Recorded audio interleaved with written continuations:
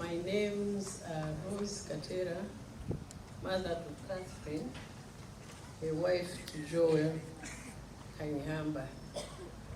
I'll ask my son to kindly, Justinian Katera, to kindly read my message. I want it to be brief. I know these are my relatives. This is Justinian, read my message.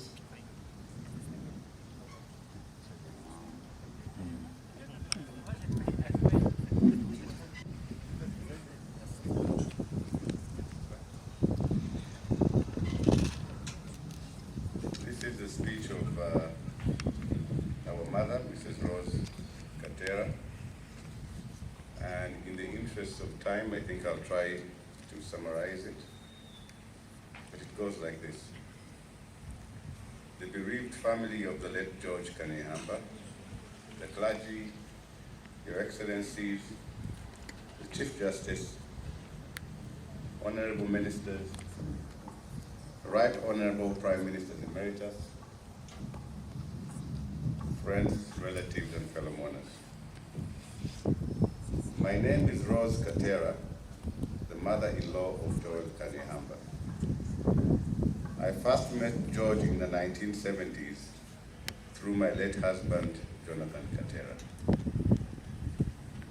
They had a close friend and brother, the late Justice Joseph Mulenga. The three of them, George, Joseph, and Jonathan, were very close, and they were each other's best men at their weddings. They met in school in Kigezi when they were young, studied together, and went ahead to win scholarships to the UK to study law.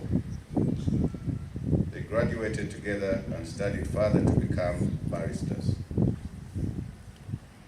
Barristers are advocates in the United Kingdom. Jonathan Katera went on to Harvard and then returned. Jonathan Katera passed on earlier than George Kanyeihamba and Joseph Mulenga. But the two of them, that is George Kanyeihamba and Joseph Mulenga, in addition to General Henry Tumkunde, became guardians and helped me raise my family. I am thankful to them.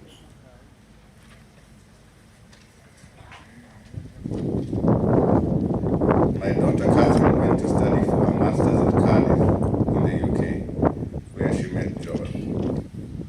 At her graduation, George and Sue were there for us and entertained us for a very nice dinner. Joel and Catherine later got married and have given me two grandchildren, Ruben Nkunda and Nia Tusime. I thank God for the gift of these grandchildren. It is an amazing coincidence that our daughter got married into the family of George Kanyeihamba. George persevered through his illness in his later years. Many times he was so ill but recovered. If George was anything, he was a fighter. He fought for his life. But the last few weeks were particularly difficult because his illness had spread. He had to be amputated. We are grateful that God gave George 85 years. We are also grateful for the words of comfort and support rendered by His Excellency the President.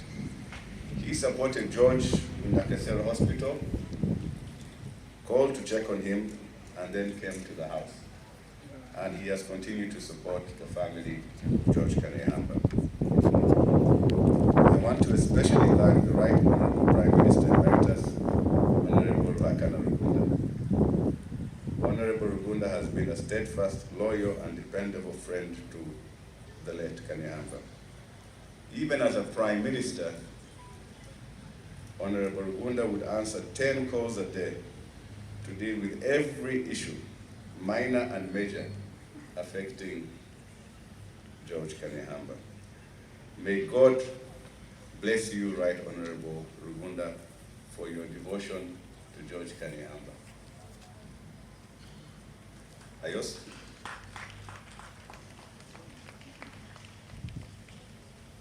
I also want to thank the Right Honorable Amama Mbabazi for your steadfast support to the family of the late George Kanyeihamba.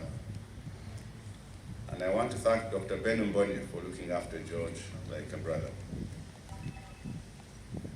Finally, I appreciate and I want to thank Betty, his adopted daughter, and Asimwe for looking after George to the very end.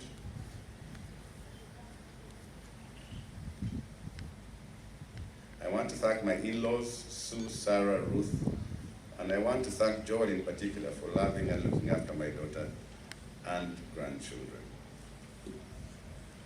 May God bless you abundantly.